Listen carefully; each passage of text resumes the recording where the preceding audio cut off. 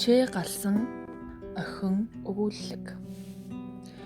Тэр охин өнөөх л нүхтийн хувьд ойртохын, багш нарын хувьд өөлхийн аргагүй цэмцгэр чамбаа байдлыг илтгэн суув.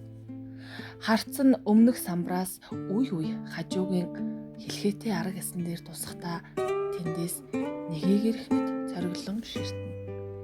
Ухаан бодол нь үнэхээр л үргэлжийн эрэлт.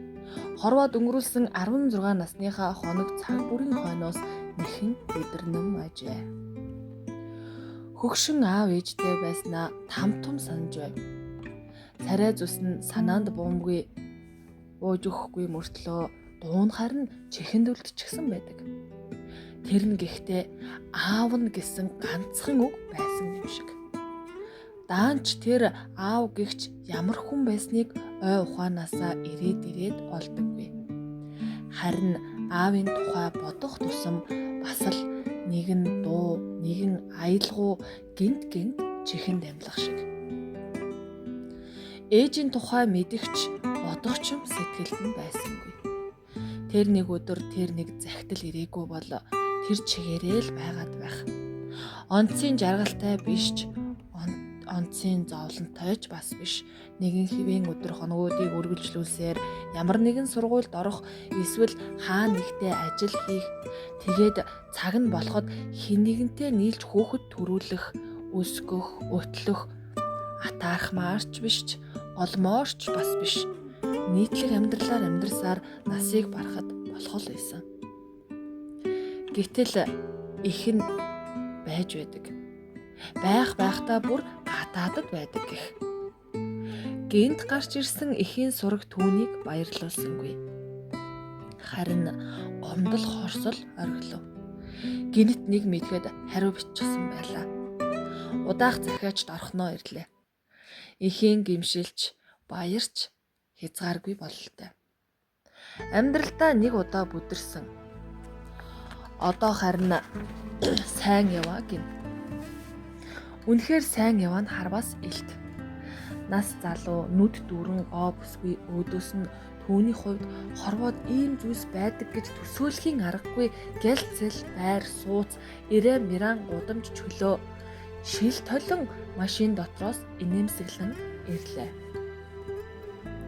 Тэр өдрөөс хойш өнгөрсөн хэдэн сар охины амьдралыг орвонгоор нь эргүүлжээ.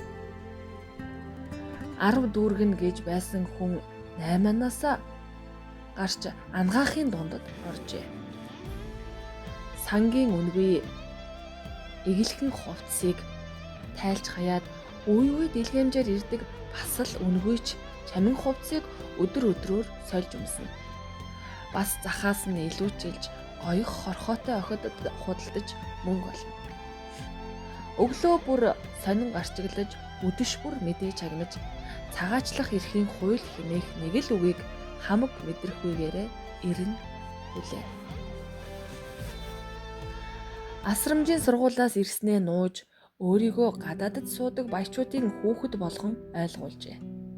Үргэлж дэгжин хувцлаж хинтээч үерхдэггүй үг дуу цөөнтэй түүний хэлсэнд эргэлзэх ухаан хинт ч төрсөнгүй. Харин нэг нь атаархаж ирсэн, нөгөө нь зусардаж талзассан үг унгаач хариу олж сонссонгүй. Тэрээр цэмцгэр чамбаа байдалтаа олсон хідэн цаастайгаа бат хадгалсаар хувь заяанаас хариугаа авах өдрийг тэслэхгүй хүлээн байв. Нэг хартал арга ясны гавал нүүрнийх нь өмнө тулаад ирчихсэн эрүүгээ хавшин ангайлгаж байх нь тэр. Охин муухай орилсоор босч давхив. Яг тэр үеэр жижүүр өвгөн ангийн үүдээр гарч яваад юу гэж болж байгааг харчихжээ. Орж ирээд чам шиг нусгайн тоглоом тохуу болохооргүй л ир юмсан да. Дуучин цэрэнж ав гэж дуулсан уу нөхөр гэж дүүрсгүйтгэчийг загналаа. Охин арга яснаас нүд салгаж ядан бүлтэгнэ. Дуучин цэрэнж ав гэж амандаа шивнэнхэн үе санаанд нь орж ирдэг өнөөх дуу чихэнд нь нэрхийт л уянгалж бас яг энэ агшинд харвал арга яс талаасаа бичсээр дэгжин хувцалсан цайвар дуу царайтай ир болж хувраад өөдөөс нь дотн харцаар дөлгөөхөн ширтэх мэт. Цэрэнжавын тохиолдол уу гэж өөрөөсөө асууна.